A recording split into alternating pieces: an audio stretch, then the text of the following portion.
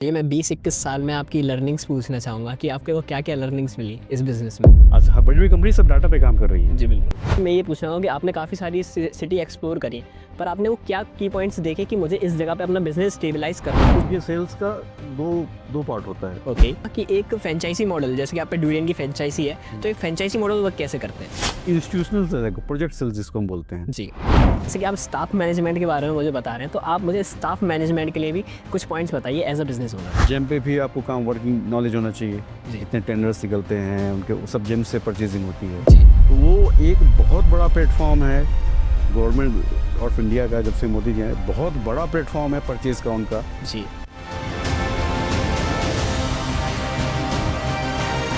So welcome दर्शकों, step on street के एक अनदर एपिसोड में आप सबका फिर से स्वागत है। आज हम बिजनेस पॉडकास्ट लेके आए हैं जिसमें हमारे साथ हैं जयेश त्रिपाठी जी। आपका बहुत बहुत धन्यवाद हमारे इस एपिसोड में आने के लिए।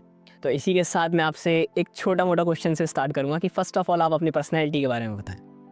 जैसे आप मेरा नाम जानते हैं, जयेश त्रिपाठी। जी। मैं बेसिकली इलाहाबाद से रहने वाला हूँ ओके। और मेरी ग्रेजुएशन हुई इलाहाबाद यूनिवर्सिटी से, पोस्ट ग्रेजुएशन भी इलाहाबाद यूनिवर्सिटी से हुई। जैसा मैंने प्लानिंग किया था अपने जर्नी का कि ग्रेजुएशन करूँगा, उसमें मेरे मार्क्स इतने आएंगे तो मैं पोस्ट ग्रेजुएशन करूँगा, फिर मैं पीएचडी करूँगा। एक एग्ज़ाम होता है नेट का, यूजीसी नेट, वो तुम्हारा होता है लेक्चररशिप के लिए, तो वो भी मैंने दिया। ग्रेजुएशन मेरी कंप्लीट हुई फर्स्ट डिवीज़न से, पोस्ट ग्रेजुएशन भी मेरी फर्स्ट डिवीज़न से हुई। मैं एलिजिबल हो गया कि मैं अब उस जिसके लिए तैयारी कर रहा हूँ उसमें जा सकता हूँ मैं। मैंने यूजीसी नेट क्वालिफाई किया, मैंने पीएचडी में एनरोलमेंट भी ले ली। इसी बीच एक हायर एजुकेशन कमीशन का लेक्चरशिप का जो एग्ज़ाम कंडक्ट कराती है, उसका वैकेंसी भी आ गई। सब कोइंसिडेंस हो रहा है, जैसे मेरी प्लानिंग थी वैसे वैसा सब हो रहा था। उसका इंटरव्यू दिया, इंटरव्यू बहुत अच्छा हुआ मेरा जी। बट बाय चांस मेरा नहीं हुआ उस दिन। जब मेरा नहीं हुआ, ये बात है 2000 की। मेरी एक जॉइंट फैमिली है, मेरे फादर 7 भाई थे, उनके बच्चे सब कजन हम लोग साथ में पढ़े हुए हैं। जी। तो हमारा एक सेटअप था बिजनेस का, अपने फैमिली का जो बैकग्राउंड है बिजनेस का, कई तरह के बिजनेस का बैकग्राउंड था। तो उसमें एक डूरियन का नया काम स्टार्ट हुआ था हमारी फैमिली से। डूरियन पहले प्लाईवुड बनाती थी, डोर बनाती थी। तो इंडिया में इम्पोर्टेड फर्नीचर लाने वाला डूरियन है। जी। उनसे हमारा रिलेशन अच्छा था, तो उन्होंने बोला यूपी में आप लोग काम स्टार्ट करो। तो मेरे चाचा लोग तो जो काम जिनसे रिलेशन था वो अपना काम कर चुके थे। नई जनरेशन जो हमारे यहाँ के लड़के थे, हमारे ब्रदर्स थे, उनको काम चाहिए था। मेरा नहीं हुआ। उसी बीच इलाहाबाद में हमने अपना शोरूम कर लिया था। जी। मेरे कज़न, मेरे ब्रदर थे, वो देखते थे। फिर हमने लखनऊ सेटअप किया, वो लखनऊ चले गए। जी। जब वो लखनऊ चले गए तो इलाहाबाद खाली हो गया। उसी बीच मैंने एग्ज़ाम दिया, इंटरव्यू दिया, उसमें मेरा नहीं हुआ। जी। मैंने मैंने एकदम से डिसाइड किया कि मुझको अब आगे नहीं बढ़ना है इसमें, मुझको और टाइम नहीं देना है, मेरा बहुत टाइम हो चुका है ये। जी। मैंने क्विट कर दिया अपनी तो इसी के साथ मतलब एक और चीज़ मैं पूछना चाहूँगा, जैसे कि आपका क्विट लेने का डिसीजन, क्योंकि मेजरली क्या होता है आजकल का यूथ अगर एक बार सरकारी नौकरी की तैयारी करता है तो वो लगा रहता है और अपना टाइम काफ़ी ज़्यादा वेस्ट कर देता है। आपने ये डिसीजन, इसीलिए मैंने नहीं लिया। हाँ, ये डिसीजन लिया। मैं अपने आप को इवैल्यूएट कर लिया था मैं, कि मैं सरकारी नौकरी में कहाँ तक जा सकता हूँ। मैं सिविल का एग्ज़ाम के लिए इतनी टाइम नहीं दे सकता, इतना मेरे पास पेशेंस नहीं था। जी। और जिस काम के लिए मैं आगे बढ़ा था उसमें फिर बहुत टाइम लगता। तो मतलब आप थोड़े मुझे उसके की फैक्टर बताइए 2-3 कि आपने कैसे ये डिसीजन मेक किया कि मुझे ये चीज़ को क्विट करना है। केवल टाइम के लिए, कि मैं इतना टाइम नहीं दे पाऊंगा। ओके। और मैं अपने आप को समझ रहा था कि मैं और किसी एग्ज़ाम के लिए नहीं हूँ। जी। एग्ज़ाम के लिए नहीं हूँ कि मतलब मैं पढ़ नहीं सकता था, मैं इतना पढ़ाई करके आगे पहुँचा था। जी। तो ये टाइम बचाने के लिए कि आगे मैं अपना टाइम वेस्ट नहीं करूँ। ज़रूरत थी बिजनेस में एक आदमी की, जी। और मुझे ज़रूरत थी काम की। जी। तो मैंने तुरंत डिसीजन लिया, और वेरी नेक्स्ट डे जिस दिन मेरा इंटरव्यू हुआ उस दिन बहुत ख़राब लगा। जी। रोया हुआ भी मैं ऑब्वियसली। तो वेरी नेक्स्ट डे मैंने अपना शोरूम ज्वाइन कर लिया, क्योंकि वो खाली हो गया था। ब्रदर चले गए थे लखनऊ। वहाँ मेरा स्टोर छोटा था, लगभग 1200 स्क्वायर फीट का था इलाहाबाद।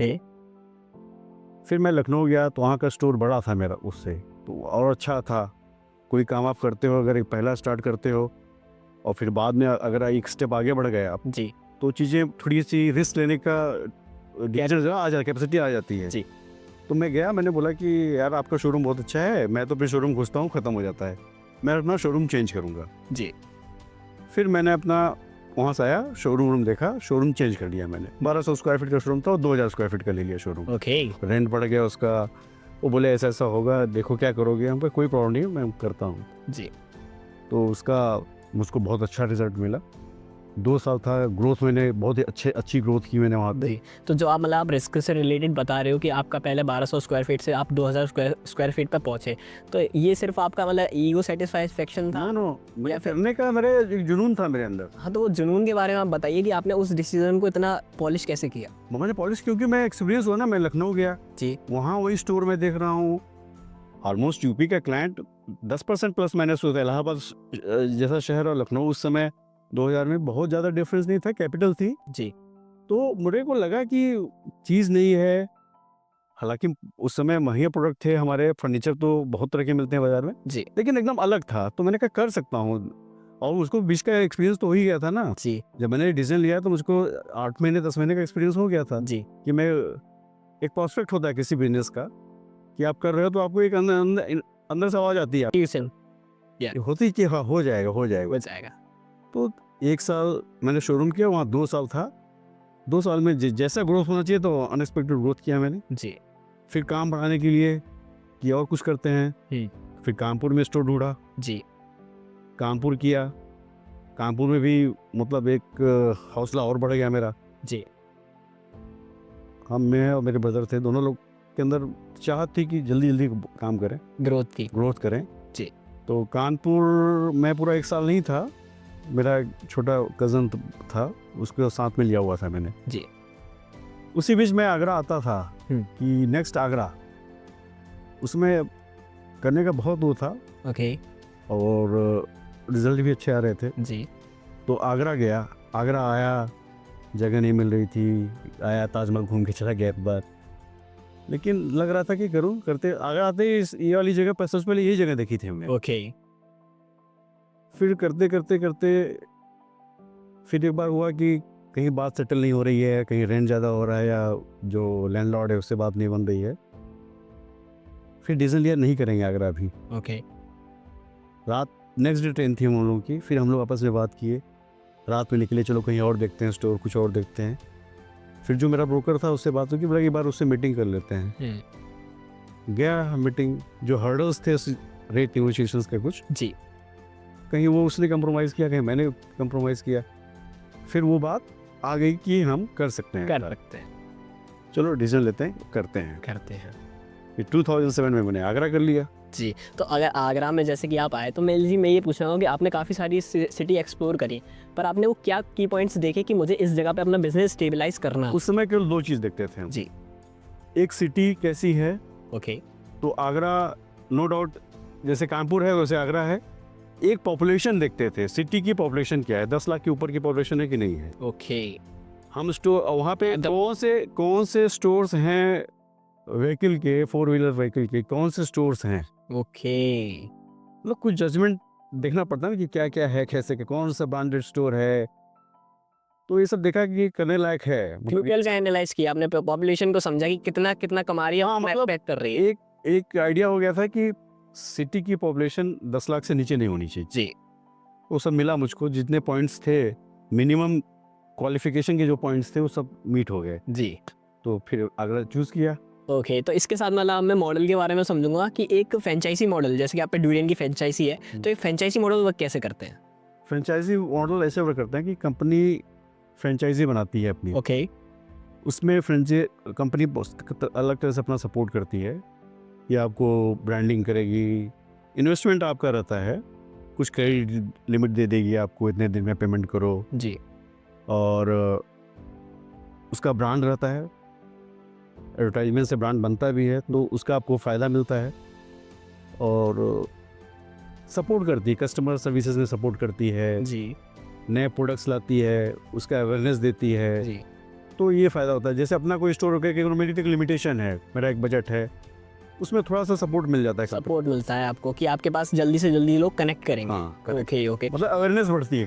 कंपनी किसी फ्रेंचाइजी अगर बनते हो आप किसी कंपनी का, तो कंपनी कुछ तो करती है अवेयरनेस बढ़ाने के लिए, उसका बेनिफिट आपको मिलता है। तो आप उन लोगों से क्या कहना चाहेंगे जो लोग सोचते हैं कि मैं अपना खुद का एक ब्रांड बनाऊंगा और उसको आगे तक लेके जाऊंगा? नहीं, कर सकते हैं। आज तो लोग कर भी रहे हैं जी।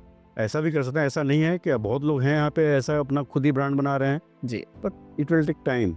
It will take time. हाँ। या और लोगों के पेशेंस कमी है। पेशेंस जी। सबसे बड़ा काम है बिजनेस में, आपको पेशेंस होना चाहिए आपके पास। जी। आपका पेशेंस है तो आप कर ले जाओगे। जी। ऐसा नहीं है कि प्रॉब्लम्स नहीं आती, प्रॉब्लम इस जर्नी में प्रॉब्लम बहुत आता है।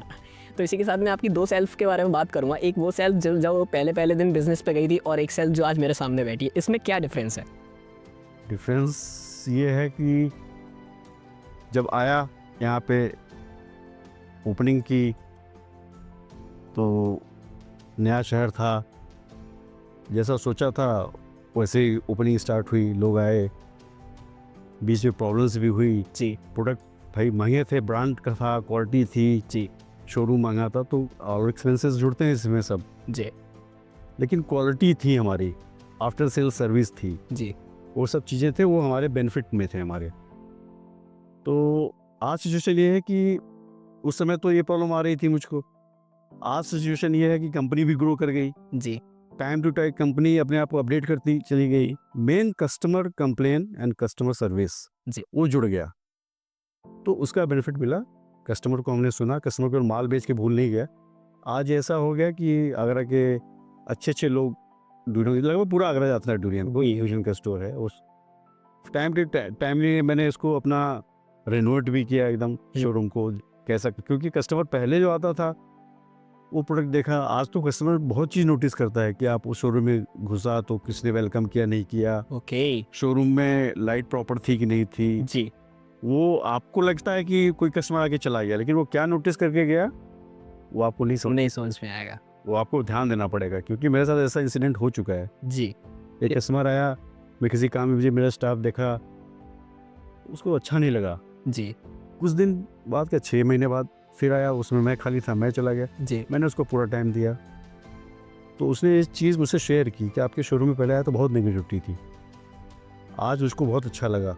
जी। और शोरूम भी अच्छा है, प्रोडक्ट भी दिख रहे हैं खूब अच्छे, जी। आपने इतना टाइम दिया, तो ये सब बहुत मैटर करता है। अंडरस्टैंडिंग मैटर करती है कस्टमर के साथ। बिल्कुल करता ओके ओके। तो मैं ये भी पूछना चाहूँगा, जैसे डूरियन जब आपने स्टार्ट किया था तब डूरियन ने भी अपना स्टार्ट किया था, मतलब डूरियन की भी वो स्टार्टिंग है। सेम वही टाइम था, 2002 में मैंने इलाहाबाद में स्टार्ट किया था जी।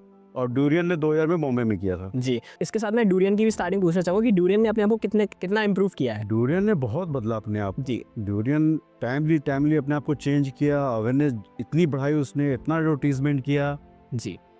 कस्टमर, डूरियन की मेन SOP जो थी कस्टमर सर्विस। जी। कस्टमर सर्विस आप अच्छी दो।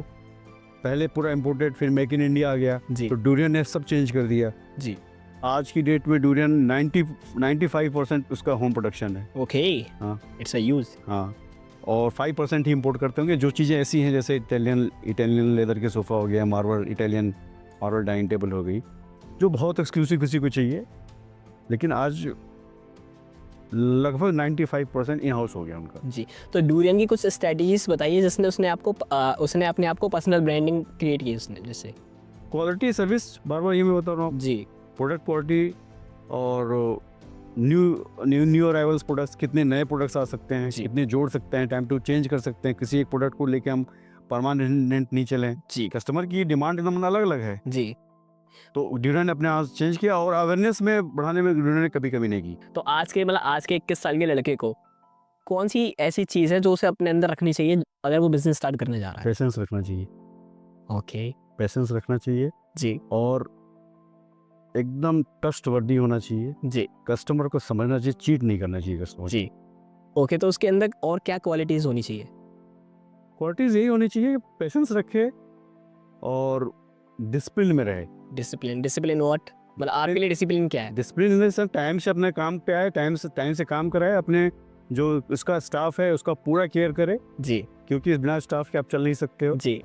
और स्टाफ की भी प्रॉब्लम समझे। जी। एक ऐसा माहौल बनाए कि स्टाफ भी उसके साथ एज ए फ्रेंड काम करे जी। और अपना हिसाब किताब सही रखे। वो समझ में आना चाहिए कि मैंने उसको रोज़ का अपना ये फ़ायदा होना दिखना चाहिए कि उसने आज आप बिज़नेस कर रहे हो, आपके पास कैश आएगा, कैश जाएगा। अगर आप उसका हिसाब नहीं करोगे जी, तो कैश तो बहुत आएगा ना। आपको एक-एक चीज़ आपके ऑन पेपर होना ऑन चाहिए। पेपर होना चाहिए, आपके माइंड में होनी चाहिए। जी, अभी हमने रिसेंट एक और एपिसोड किया था जो हमारा आई थिंक इस चैनल का फर्स्ट एपिसोड था। उसमें भी एक बिज़नेसमैन थे, उन्होंने भी ये चीज़ कहा था कि अगर आप एक भी चीज़ सेल कर रहे हो तो उसका ₹1 का भी हिसाब आपके पेपर में होना ज़रूरी है। तो आप वो एपिसोड भी देख सकते हैं। तो इसी के साथ मैं ये चीज़ भी पूछना चाहूँगा कि फर्स्ट ऑफ ऑल ऐसी क्या चीज़ है जहाँ पे मोस्ट ऑफ द बिज़नेस अपना दम तोड़ देते हैं?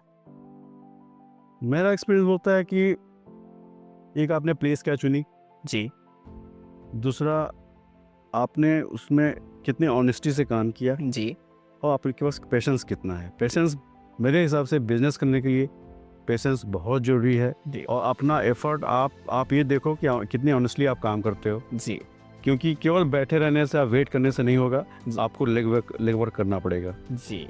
तो इसके साथ मैं ये भी पूछना चाहूँगा कि आपके जो स्टार्टिंग डेज़ थे, उसमें आपके 1 ईयर का रेवेन्यू कितना था? मेरा 1 ईयर का रेवेन्यू आगरा में अप्रॉक्स 70 lakhs का था। 17 लाख्स का। तो इसके साथ मैं ये भी पूछना चाहूँगा कि आपका जो फर्स्ट मंथ था उसमें आपके साथ कैसी-कैसी चीज़ें हुई? क्योंकि ओवरथिंकिंग भी एक चीज़ होती है। मेरे इतना डिटेल मुझको याद नहीं है, लेकिन जो मुझको याद आ रहा है कि जो एक्सपीरियंस था उस समय तो नया-नया काम था, लोग आते थे, अच्छा लगता था, जो भी सेल भी अच्छी होती थी। जी, प्रॉब्लम्स भी आती थी डिलीवरी को लेके, नया शहर था तो कैसे अरेंजमेंट, ट्रांसपोर्ट कैसे हो, जी, लेकिन सब कुछ एडवेंचर था, अच्छा लगता था। चैलेंजेस थे लेकिन अच्छा लगता था। जी। आज अच्छे लगते हैं, उस टाइम पे क्या हमें भी लगते हैं चैलेंजेस तो अच्छा लगता है। जो बिजनेस करेगा चैलेंज लेना पड़ेगा। उसे चैलेंज लेना पड़ेगा। तो मैं अब तक का आपका आप एक बिज़नेसमैन तो ही हो, अब तक का आपका सबसे बड़ा डाउनफॉल क्या था? मेरा कोविड था, कोविड टाइम में। हाँ, ये कोविड ज़रूर बताइए। कोविड के बाद ही था, थोड़े दिन के लिए था। जी, और जब स्टार्ट किया था बिजनेस आगरा में 2007 में, 2008 थोड़ा सा डाउनफॉल था, उसमें थोड़ा सा अच्छा नहीं लग रहा था, जी, लेकिन फिर अपने आप को तैयार किया। जी। तो वो डाउनफॉल क्या था? मतलब कंडीशन ऐसी क्या क्रिएट हुई थी? कंडीशन तो हम एक बिजनेसमैन अपना कंडीशन कहाँ से देखता है, उसका रेवेन्यू मेरा जो फर्स्ट ईयर था उससे घट गया। अगर 2% भी घटता है तो घट गया ना, घट गया। ये था बस। जी, जी। तो इसके साथ मैं सेल्स के बारे में भी बात करना चाहूँगा क्योंकि मेजरली क्या है किसी भी चीज़ को बेचना हमें आना ज़रूरी है, अगर हमें बिज़नेस करना है। तो आपने कैसे सेल्स करी? देखिए, सेल्स का दो पार्ट होता है। ओके, एक तो आपने स्टोर बनाया हुआ है, शोरूम बनाया हुआ है, जी। तो एक ब्रांडेड शोरूम बनाया हुआ है तो आपके यहाँ कस्टमर्स आएंगे। जी, एक कस्टमर आपके यहाँ खुद चल के आता है। जी, जो कस्टमर चल के आता है आपके यहाँ, उसको आपको सेल करना है। उस कस्टमर जब खुद चल के आएगा तो बहुत चीज़ें देखेगा कि आपके यहाँ नहीं आ रहा है वो। जी, उसके पास आपके यहाँ आ रहा है, आपके पास कहीं और भी जाएगा या कहीं और से आपके पास आ रहा है। जी, तो आपको उसको बताना है कि आप ऐसे क्या स्पेशल हो। जी, उसको ट्रीट करना है, उसको एज ए कस्टमर नहीं, उसको बहुत अच्छे तरीके से ट्रीट करना है जी, कि उसको फील हो कि हाँ, ये आदमी उससे बात कर रहा है, जी। पोलाइट वे में बात कर रहा है। क्या आपको ऐसा लगता है कि सेल्स में क्या कहते हैं रिलेशन बहुत बड़ा मैटर बहुत बड़ा मैटर है। किस तरीके से मतलब इमोशंस मैटर करते हैं उधर? कस्टमर कुछ भी फील कर सकता है।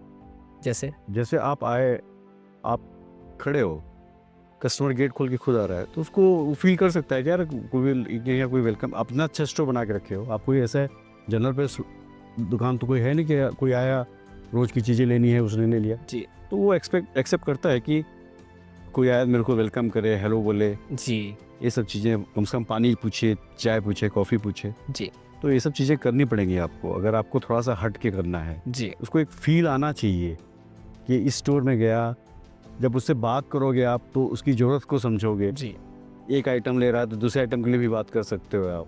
तो जब कस्टमर रिलेशन तो बनाना पड़ेगा ना, कि आप ऐसे ही आप खड़े हो गए, वो आप आएगा कि ये सोफ़ा दे दो, ऐसे लेके नहीं जाएगा। जी, आपको प्रोडक्ट नॉलेज भी होनी चाहिए। जी, अब ये दिख रहा है तो आप जब बात करोगे तो उसको आप समझोगे कि ये किस रेंज तक जा सकता है।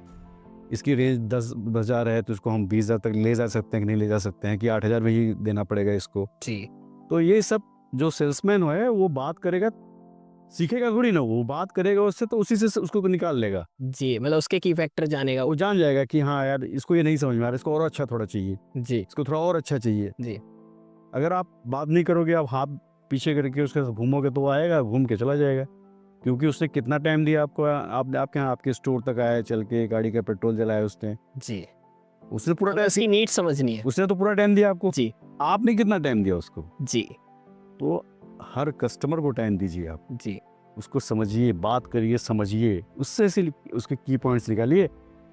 जी। हमारा तो एक तो ये कस्टमर हो गया जो आपके पास आया, एंड दूसरा एक और है कि आज इंस्टीट्यूशनल सेल है, प्रोजेक्ट सेल्स जिसको हम बोलते हैं। जी इंस्टीट्यूशनल सेल्स में कई तरह की सेल्स हैं, आर्किटेक्ट हैं, आज गवर्नमेंट के बड़े बड़े ऑफिसेज हैं, जी बिल्कुल सब जगह फर्नीचर की जरूरत है। जी आज तो फर्नीचर उनको चाहिए, एकदम अच्छा चाहिए, घंटों घंटों काम करना है, और ऑफिस का एम्बियंस भी उनके अच्छा आना चाहिए। जी बिल्कुल। आज गवर्नमेंट का भी ऑफिस कोई ऐसा ऐसा ऑफिस नहीं रहता जी है, बिल्कुल बहुत बढ़िया बना के रखते हैं। अब वो क्या करेंगे, वो तो उनको जरूरत हो आप क्या आएंगे, जी तो आपको कस्टमर के यहाँ भी जाना है, जी वो आपके कस्टमर हुए। जी वो एक बहुत बड़ी सेल आती है, जो ये लेगवर्क कर लेगा तो वो तुरंत जम कर जाएगा। ओके हाँ। ठीक है, मतलब हमें बड़े कॉन्ट्रैक्ट्स पे भी फोकस कर आप रहे हैं। कोई इंस्टीट्यूट में आप जा रहे हो, जी उसका ऑफिस है, ओके उसको ऑफिस का लॉबी का फर्नीचर चाहिए, उसको अपने ऑफिस का भी फर्नीचर चाहिए, उसके वेटिंग एरिया का भी चाहिए। जी बिल्कुल तो एक कस्टमर आपके पास कोई नॉर्मल शोरूम में आता है, सोफा लेने आया, जी तो सोफा लेके चला जाएगा। जी। वहाँ आपने क्या क्या बेच दिया, आपने सोफा टेबल सोफा बेचा, टेबल बेचा, ऑफिस टेबल बेचा, चेयर बेचा, वेटिंग का सोफा बेचा, जी उसकी चेयर बेची, बुक शेल्फ बेचा, फाइलिंग कैबिनेट बेचा। जी तो अब इसमें टाइम टू टाइम आपको अपडेट भी होना पड़ता है। आज गवर्नमेंट का एक मार्केट प्लेस हो गया, जेम ई मार्केट प्लेस, जी तो जेम पे भी आपको काम वर्किंग नॉलेज होना चाहिए। जी इतने टेंडर्स निकलते हैं उनके, वो सब जेम से परचेजिंग होती है। जी जब आपको बेसिक, मैंने बताया ना, आपको टाइमली अपने आप को अपडेट करना पड़ेगा। तो वो एक बहुत बड़ा प्लेटफॉर्म है गवर्नमेंट ऑफ इंडिया का, जब से मोदी जी आए, बहुत बड़ा प्लेटफॉर्म है परचेज का उनका, जी। उसकी नॉलेज आपको होनी चाहिए। एक बार आप उस प्लेटफॉर्म का नाम थोड़े और अच्छे से pronounce. Government e market place, government e. जैसे हम लोग फ्लिपकार्ट पे करते हैं, प्रोडक्ट का फिल्टर लगाते हैं, जी उसी तरह का है गवर्नमेंट का। कोई भी प्रोक्योरमेंट होगा वो जेम के थ्रू होगा, ओके वो उन्हीं के थ्रू लेना पड़ेगा, जेम पोर्टल पे ही लेना पड़ेगा गवर्नमेंट एम्प्लॉय को। कोई भी ऑफिस की खरीदारी उसी पे होगी। ओके, वहाँ से आप बड़े बड़े टेंडर्स ले सकते हाँ, वहाँ टेंडर्स आते रहते हैं, टेंडर्स लो, आप देखो, अपना प्रोडक्ट कैटलॉग अपलोड करो उस पे, हैं। जी तो वो फिल्टर लगा के परचेज करते हैं। ओके, तो मतलब आपको इस बिजनेस की जर्नी में कितना टाइम हो चुका है? मुझको, मेरा अगर सब कुछ जोड़ो तो लगभग 21 साल हो तो गए। ये मैं 20-21 साल में आपकी लर्निंग्स पूछना चाहूँगा कि आपके को क्या क्या लर्निंग्स मिली इस बिजनेस में? बिजनेस में माल कैसे बेचना है और किसको बेचना है, कस्टमर रिलेशन कैसे बनाने हैं, जी और कस्टमर को सर्विस कैसे देनी है। जी। तो थोड़ा आप रिलेशंस के बारे में मुझे और बताइए, क्योंकि मेजरली क्या होता है आजकल लोगों में ईगो भी बहुत होती है, बिजनेस तो वो करना चाहते हैं बट रिलेशंस आप कस्टमर से कैसे बनाओगे? जी आपके पास शोरूम में कस्टमर आ भी रहे हैं, नहीं भी आ रहे जी। हैं, जो कस्टमर्स आ रहे हैं वो ले रहे हैं, नहीं भी ले रहे हैं, जी आप उनकी तैयारी करो ना, उनका डाटा तैयार करो, जी उनकी लिस्ट बनाओ, उनका फ़ोन नंबर लो, उनका डिटेल लो जी उनकी ओपिनियन पूछो कि आपको क्या चाहिए था, आपको क्या नहीं समझ में आया। जी जब तक आपके पास कुछ होगा नहीं तो आप करोगे क्या? जी बिल्कुल कस्टमर तो आएगा, चला जाएगा, जी आप फिर बैठ जाओगे, फिर शटर खोलोगे, फिर चले जाओगे, फिर आओगे।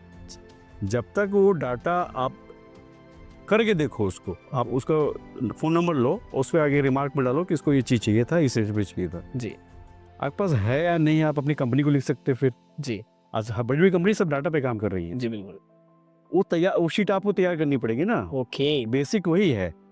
रिलेशन तभी बनेंगे आप जब कस्टमर को आप फ़ोन करोगे, हो सकता है वो कस्टमर, यार आपको नहीं चाहिए, क्या हो गया सर, क्या प्रॉब्लम हुई, जनरल आप यूज़ आपके पास ही कॉल आपको, बिल्कुल बिल्कुल तो वो कॉल ऐसे नहीं आते हैं जी। हम आप रख देते हैं फ़ोन, यार अभी बिजी हैं ये हैं, लेकिन सब ऐसे नहीं करते हैं ना। जिसको आज कोई हमको फ़ोन करे जी। कि ये चीज़ चाहिए और मुझको जो वास्तव में ज़रूरत है उस चीज़ की, जी तो अगर मैं खाली हूँ तो मैं बात कर लूँगा, यही पॉइंट है, ओके ग्रेट ग्रेट, आप लोगों को ये नोट कर लेना चाहिए। यही पॉइंट है जी कि सब जब ऐसा आप करोगे तो आपको आइडिया हो जाएगा। जी 10 लोग को फ़ोन करोगे, 2 लोग उठाए, जी इसके बाद वो 2 लोग से काम हो गया आपका, इसके बाद वो प्रोडक्ट ले गए, उनको प्रॉब्लम भी आ सकती है, प्रोडक्ट ले जाएंगे, यूज़ करेंगे, प्रॉब्लम भी आ सकती है। कंपनी की पॉलिसीज़ है, सर्विस पॉलिसी भी होती है, वारंटी पॉलिसी होती है, उसमें आप उनको सुनो, उनकी प्रॉब्लम को रिजॉल्व करो। जी फिर वो अगर रिजॉल्व कर दोगे, रिजॉल्व पॉजिटिव हुआ, तो आप दूसरे से बोलोगे, यार वहाँ से सामान मैंने लिया था, उसने बहुत अच्छी सर्विस दी। अगर मैंने आपको रिजॉल्व नेगेटिव कर दिया, यार उसके यहाँ कभी मत जाना, वो कभी मत जाना। कभी नहीं करता, आपको बैकफायर करेगा वो। ये सब चीज़ें होती हैं। तो बेसिक्स वही है, जी उसको फॉलो करना होता है, फॉलो करना बहुत टफ है। जी जो उसको फॉलो कर ले जाता है वो सक्सेस हो जाता है। सक्सेस है। जो फॉलो नहीं करता, मैंने बताया फॉलो करना बहुत टफ है। आपको लगेगा कि आपका स्टाफ है कि ये शीट तैयार करो जी।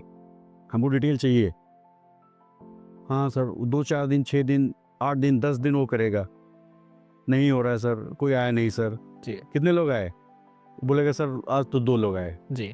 जब ये शीट आप तैयार कर लोगे ना, जब उससे पूछोगे तो वो उसको, क्योंकि 3 दिन पिछला आपको नहीं याद रहेगा। जी बिल्कुल।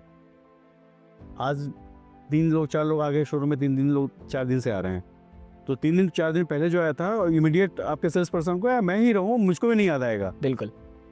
तो आप उसके पीछे पड़े रहो, तो फिर वो तैयार करेगा। जी। फिर जब रिमार्क लिखे रहेगा तो उसको याद आ जाएगा जी। कि हाँ यार ये कस्टमर आया था, इससे बात करनी थी, फिर उसका आपको बेनिफिट मिलेगा। जी, ये बहुत अच्छा पॉइंट है जिस तरीके से आपने इसको समझा। तो जैसे कि आप स्टाफ मैनेजमेंट के बारे में मुझे बता रहे हैं, तो आप मुझे स्टाफ मैनेजमेंट के लिए भी कुछ पॉइंट्स बताइए as a business owner. Staff management ये है कि स्टाफ को आप टाइम दो, स्टाफ की प्रॉब्लम को समझो, जो उसके मिनिमम वेजेस हैं उसको भी फुलफिल करो जी। उसकी ज़रूरत को समझो, और वो खुश रहेगा तो वो काम करेगा आपके लिए। जी।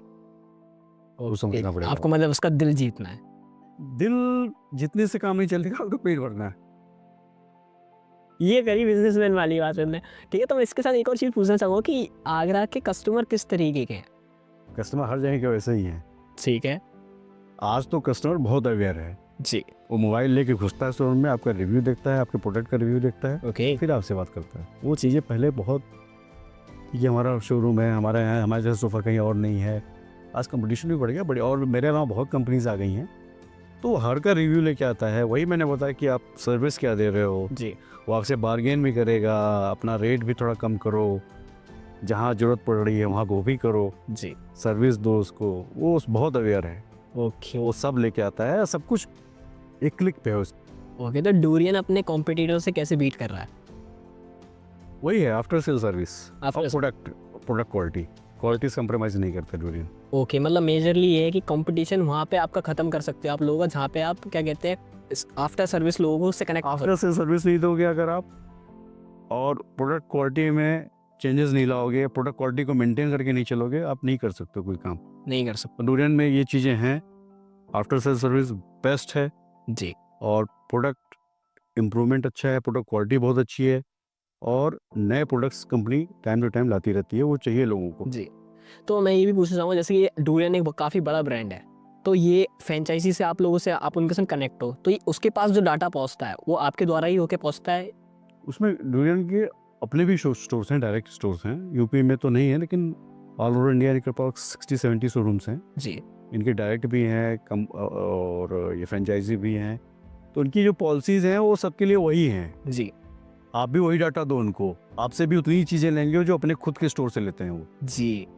तो आप कहने के लिए फ्रेंचाइजी हो, लेकिन उनके नॉर्म्स को आपको पूरा फॉलो करना पड़ा, तभी आप, और तभी डूरियन सक्सेस भी है। जी, वो स्ट्रिक्ट है अपने रूल्स। ज़्यादा स्ट्रिक्ट है, मतलब आज उनका प्लानोग्राम होता है कि ये प्रोडक्ट यहाँ आपको लगाना है, ये प्रोडक्ट यहाँ लगाना है, लाइट इतनी होनी चाहिए, वो सब कुछ है। उनका ऑडिट होता है हमारे हर महीने। ओके। उनकी वीएम टीम आती है कि प्रोडक्ट डिस्प्ले कैसा है, कोई चीज़ कहाँ कहाँ रखी है, उसका पूरा रिव्यू आता है, उसके मार्क्स आते हैं। जी।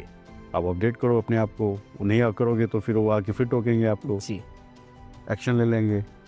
तो इसी के साथ जैसे कि एपिसोड का अंत तो चल ही रहा है, तो आप मुझे जो अभी तक ये एपिसोड देख रहे हैं उनके लिए एक एडवाइस दीजिए कि उन्हें कैसे डिसाइड करना है कि उन्हें अपनी फ्रेंचाइजी बनानी है या फिर वो किसी और की फ्रेंचाइजी में वर्क करें। ये कोई डिसाइड नहीं कर सकता है जी। इट्स डिपेंड ऑन कि अगर कोई फ्रेंचाइजी है तो थोड़ा ईजी हो जाता है, जी। लेकिन इसका ये मतलब नहीं है कि आप अपना ब्रांड नहीं बना सकते। जी। आप अपने ब्रांड के लिए भी बनाओ, जी। और मेहनत करो ईमानदारी से, पेशेंस रखो, जी। क्वालिटी रखो प्रोडक्ट की, जी। आप अपना भी ब्रांड बना सकते हो। मेरे कहने का ये मतलब कि बिल्कुल भी नहीं है कि आप किसी का ब्रांड बना के ही काम करो। जी। आप अपना ब्रांड बना सकते हो, लेकिन चीज़ें वही हैं जो फैक्टर्स मैंने बताए उसको आपको लॉस फॉलो करने पड़ेंगे बिजनेस के। हाँ, लॉ फॉलो करने पड़ेंगे, लॉ। लॉ फॉलो करने पड़ेंगे। जी। जो एथिक्स हैं वो वही रहेंगी, चाहे आप फ्रेंचाइजी ले लो, चाहे आप खुद का बिजनेस स्टार्ट कर दो, ये सब चीज़ें आपको चेंज नहीं कर सकते हो। जी। सो जैसा कि दर्शकों आपने देखा कि कैसे कैसे एक फ्रेंचाइजी रन होती है और कैसे कैसे एक बिजनेस बिल्ड होता है, तो इसी के साथ हम ऐसे ऐसे पॉडकास्ट लाते रहेंगे, ऐसी ऐसी ग्रेट पर्सनैलिटी लाते रहेंगे, आपको सिखाते रहेंगे कि कैसे कैसे आपको स्टेप ऑन स्ट्रीट करना है। तो इसी को लाइक कीजिए, कमेंट कीजिए एंड सब्सक्राइब कीजिएगा। एंड आपके कोई भी क्वेश्चंस हो आप कमेंट में पूछ सकते हैं, हम उनका रिप्लाई आपको ज़रूर देंगे। तो जय श्री राम।